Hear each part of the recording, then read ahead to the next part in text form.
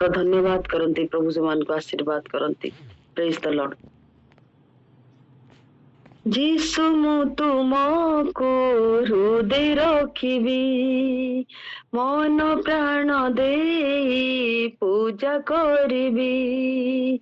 जीसु मु तुमको हृदय रखिबी, मन प्राण दे पूजा करिबी। संज सकाळे मध्याह्न काळे, संज सकाळे मु मध्याह्न काळे तुम नाम भजुथिबी। जीसु मु तुमको हृदय रखिबी, मन प्राण दे पूजा करिबी। तुम प्रेम मु स्मरिबी, तुम गुण मु गाइबी। तुम सेवा मु करिबी, तुम आज्ञा मु मानिबी। तुम प्रेम मु स्मरिबी, तुम गुण मु गाइबी। तुम सेवा मु करिबी, तुम नाम मु मानिबी। प्रात काल रे दिबार जनी रे, प्रात काल रे दिबार जनी रे तुम नाम भजुथिबी। तुम नाम भजुथिबी। जीसु मु तुमको हृदय रखिबी, मन प्राण दे पूजा करिबी। जीसु मु तुमको हृदय रखिबी, मन प्राण दे पूजा करिबी। तुमर मु शुणिबी, तुम वाक्य मु पढ़िबी।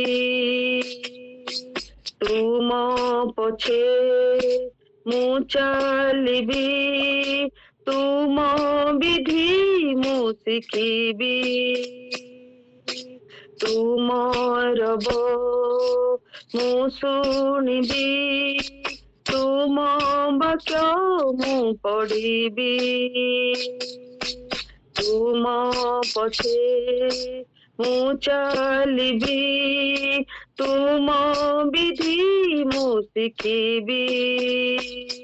स्थिर चित्तरे भय भक्ति रे, स्थिर चित्तरे भय भक्ति रे तुम स्तुति करुथिबी। तुम स्तुति करुथिबी। जीसु मु तुमको हृदय रखिबी, मन प्राण दे पूजा करिबी। जीसु मु तुमको हृदय रखिबी, मन प्राण दे पूजा करिबी। जीसु मु तुमको हृदय रखिबी।